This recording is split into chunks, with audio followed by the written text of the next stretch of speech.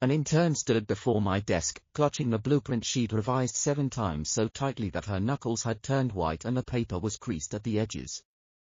"Mr. Evans, this is the final version of the Thames Riverside reconstruction plan," she said, her voice barely steady. My gaze fixed on the structural mechanics model on the computer screen, and I tapped the edge of the blueprint twice with my pen. There was a glaring error in the load calculation on the 3rd page, and the distribution of landscape nodes on the 5th page completely violated the initial functional requirements. When I looked up, the intern's eyes were already glistening with tears, no doubt chilled both by the constant 18-degree air conditioning in my office and my expressionless stare. "Redo it," my voice was as flat as the rain streaking down the window. "I want a version ready to submit to the City Hall by 9 o'clock tomorrow morning." The intern practically fled, and a gust of wind from the closing door fluttered the sticky notepad at the corner of my desk. On it was a lopsided smile drawn with colored markers, and next to it, the words, "Remember to eat lunch, Lena." My fingertips traced the curve of that smile, and my lips involuntarily lifted into a grin. I caught myself and quickly pressed them flat again, but I still couldn't resist pressing my thumb gently against those words one more time. Just then, my phone vibrated. The name, Lena, dancing across the screen instantly softened the rigid line of my shoulders. When I answered, I deliberately tried to keep my voice cool, but I could still hear the unavoidable warmth seeping through. "What's wrong, Evan? Have you been holed up in the office all day again?" Lena's voice was like hot cocoa with honey, warm enough to tingle my ears through the receiver. "I'm at the cafe downstairs from your firm, and I brought you hot scones and a decaf latte. Don't even tell me you're working overtime, it's Friday." I grabbed my overcoat from the back of the chair and strode out of the office.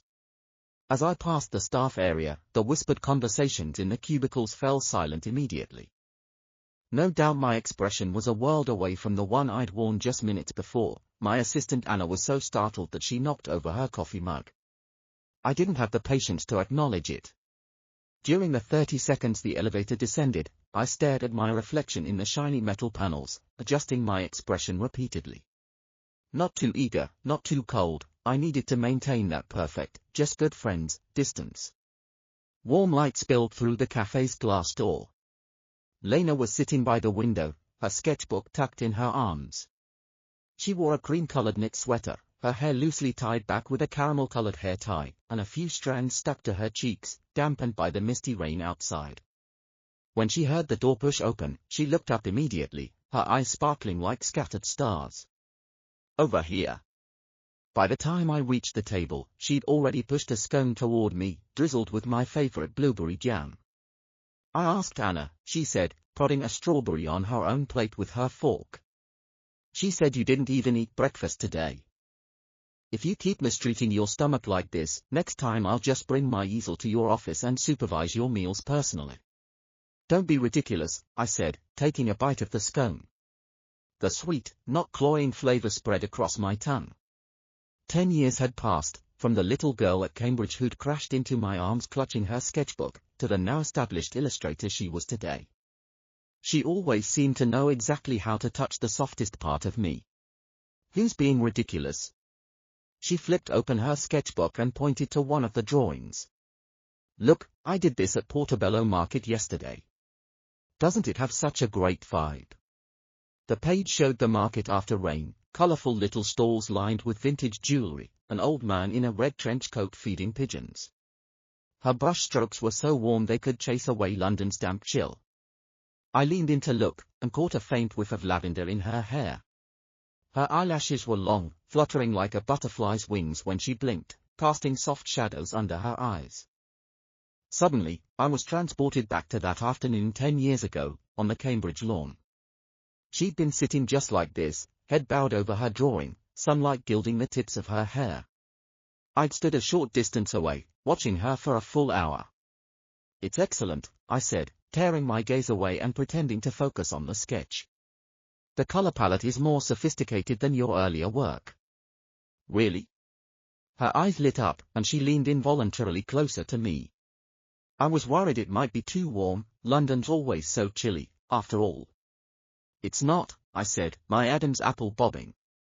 My fingertips were inches from her hand resting on the table. I pulled them back quickly and picked up my coffee mug. Your paintings have always been warm, just like my winter sun. I swallowed the rest of the sentence. I was too afraid that if I said it, I'd lose even the friendship we had. She didn't press me further. Instead, she smiled and speared the strawberry from her plate, holding it out to me.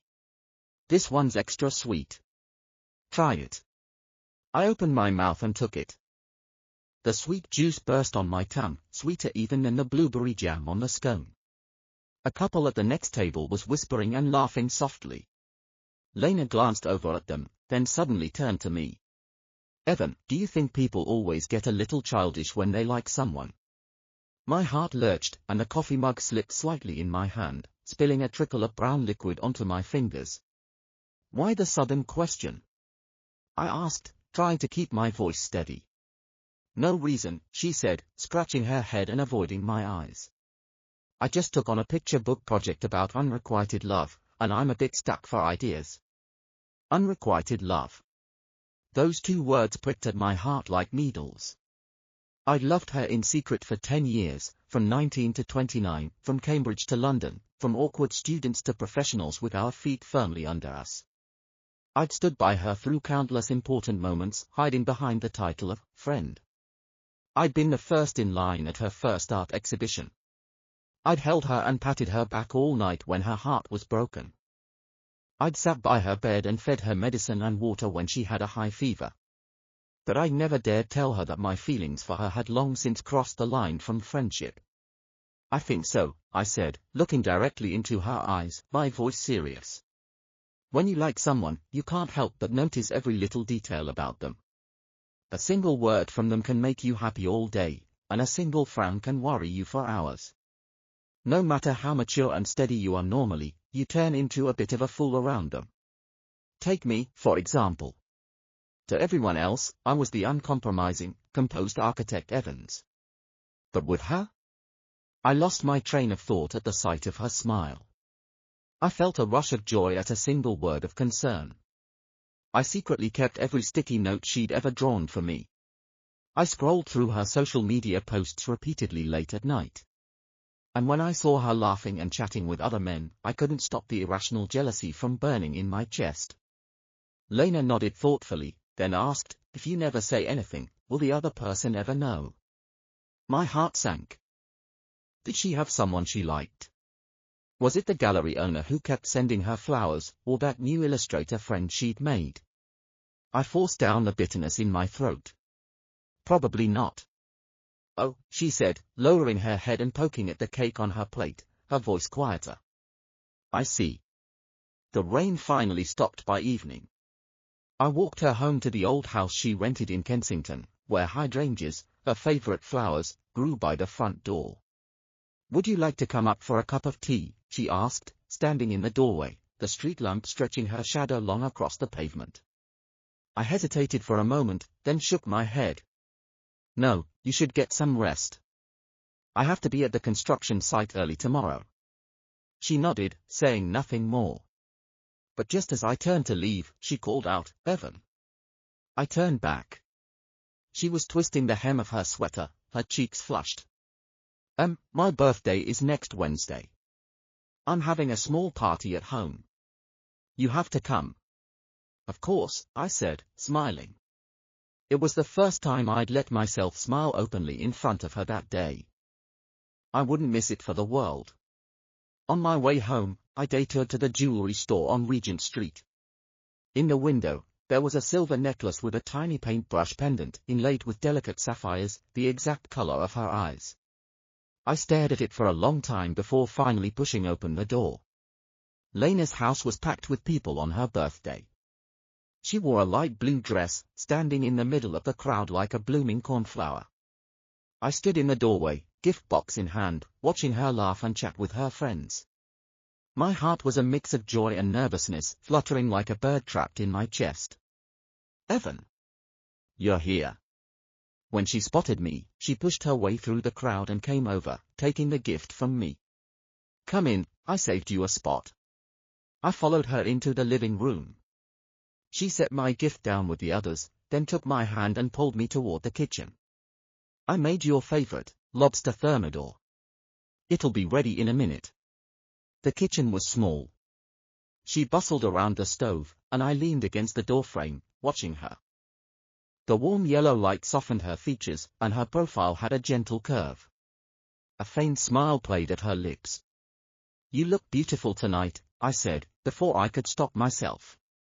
She froze for a moment, then turned to look at me, her eyes shining. Really? Yes, I nodded. More beautiful than usual. Her cheeks turned pink. She looked down at the stove again, stirring the sauce. Flatterer. Halfway through the party, someone suggested a game of truth or dare. Lena was pushed into the center, and when the bottle stopped spinning, it pointed straight at her. Truth or dare, someone asked. Truth, Lena said. Do you have someone you like? The room fell silent the moment the question was asked. Every eye turned to her, including mine. My heart was pounding so hard I could barely breathe, and my palms were sweaty. Lena's gaze swept across the room, then finally settled on me. Her cheeks were bright red, and her lips trembled slightly. Yes, she said. It felt like someone had clamped a hand around my heart, squeezing so tight it hurt. So she did have someone. Should I wish her happiness? Who is it? Someone pressed, leaning forward eagerly. Lena just smiled and picked up the bottle. My turn to spin. The bottle whirled around, slowing gradually before coming to a stop right in front of me. Mr. Evans. Truth or dare? The question came from Lena's best friend, Sophie, and there was a mischievous glint in her eyes. Truth, I said, my eyes never leaving Lena. She was looking at me too, her expression unreadable. Have you ever been in love with someone in secret? Sophie asked. Gasps rippled through the room. Everyone knew me as the cold, unemotional type. No one would have associated the word unrequited love with me. I took a deep breath, my gaze locking onto Lena's. Yes? Lena's eyes widened, and she leaned forward slightly, as if hanging on my next word. For 10 years, I continued. My voice wasn't loud, but it cut through the quiet of the room, clear enough for everyone to hear. From 19 to 29. From Cambridge to London. Lena's lips trembled, and her eyes glistened with tears. Sophie nudged her. Lena, are you going to say something? Just then, someone knocked over a wine glass. The sound of shattering glass and spilling wine broke the tension. I took the opportunity to step over to Lena. Can we talk outside? She nodded, and followed me out of the house. The yard was quiet, except for the hydrangea bushes rustling in the night breeze. You. We spoke at the same time, then both fell silent. You go first, I said, looking at her. The person you loved in secret, her voice was shaky, and there was a flicker of hope in her eyes. Who is it? I smiled, really smiled, no more hiding, no more holding back. I reached out and brushed a stray hair from her cheek. Who do you think, Lena? Her eyes flew open, and tears spilled down her cheeks. Is it me? It's you, I nodded. My heart was racing so fast I thought it might jump out of my chest. It's always been you. Since the day you crashed into me at Cambridge, getting paint all over my shirt. Since that first day with your sketchbook. She laughed through her tears, throwing her arms around me.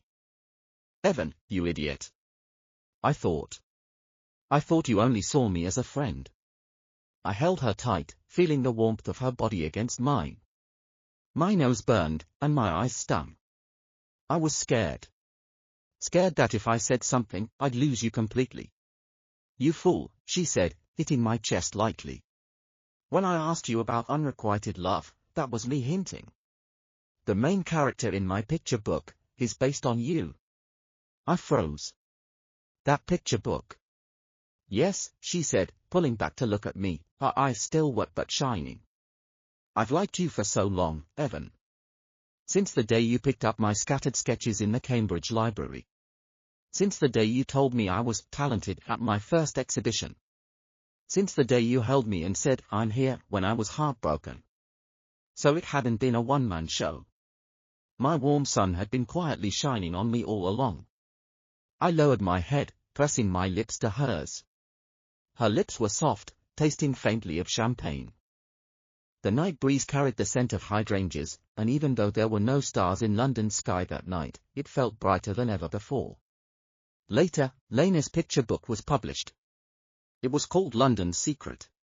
The cover showed a cold, serious-looking man, secretly watching a girl drawing nearby, his lips hiding a smile he didn't even notice. On the title page, it said, "For my Evan. Thank you for warming my entire youth with 10 years of waiting." People sometimes ask me if those 10 years of secret love felt like suffering.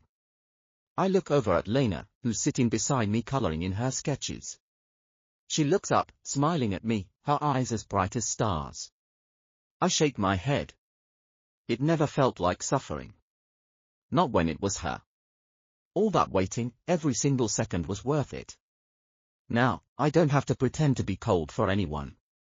I don't have to hide my smile when I'm with her. I can hold her hand openly as we walk through London's streets.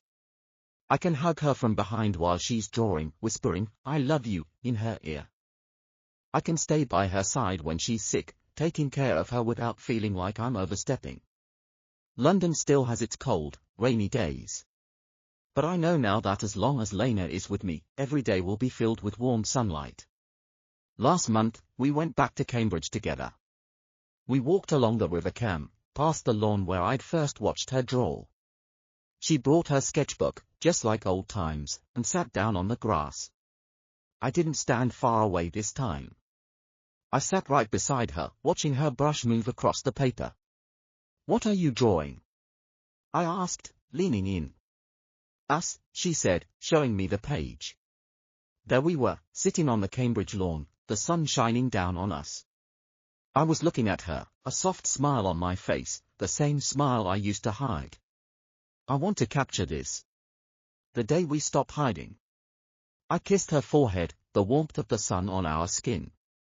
We'll never have to hide again. That evening, we ate at the little pub near the university where we'd gone with friends so many times before. The landlady, who still remembered us from our student days, winked when she saw us holding hands. "Took you too long enough," she said, setting down our pints of beer. "I always thought you'd end up together." Lena laughed, squeezing my hand. "Me too." Even when I thought he didn't feel the same way. I lifted my glass, clinking it against hers. "To better late than never." "To us," she said, her eyes shining. Outside, the sun was setting over the spires of Cambridge, painting the sky in shades of orange and pink. I looked at Lena, her face lit up by the warm light, and knew that all those years of waiting had led me here, to this perfect moment. The cold, distant architect Evans that everyone else knew had never really existed. He'd just been a mask, a way to protect myself from the fear of losing her. Now, with her hand in mine, I didn't need that mask anymore. I could be the real me, the me who smiled at her silly jokes, who remembered her coffee order, decaf, with a splash of oat milk, who kept every little drawing she'd ever made for me. The me who was hopelessly, irrevocably in love with her. A few weeks later, I took her back to that jewelry store on Regent Street. I'd had the necklace engraved. On the back of the paintbrush pendant, it said, "My warm Sunday." When I put it around her neck, she touched the pendant, tears in her eyes. "I've wanted this for so long," she said, not just talking about the necklace. "Me too," I said, kissing her. "And I want everything with you. More birthdays, more trips to Cambridge, more lazy Sundays with your sketches and my blueprints scattered across the table. I want forever." She nodded, pressing her forehead to mine. Forever sounds perfect. London's rain still falls, and the wind still chills to the bone. But now, when I look out the window of my office, I don't see just grey skies. I see the girl with the sketchbook, waiting for me downstairs with hot scones and a smile. I see our future, bright, warm, and full of all the little moments I used to only dream about. Someone once said that love is finding your missing piece. But with Lena, it's more than that. She's not just a piece of me, she's the light that makes all the other pieces make sense. She's my London sun, my forever warmth, my everything. And I'll spend the rest of my life making sure she knows just how much she means to me. No more secrets, no more hiding, just us and all the sweet, silly, perfect moments that come with loving someone who loves you back.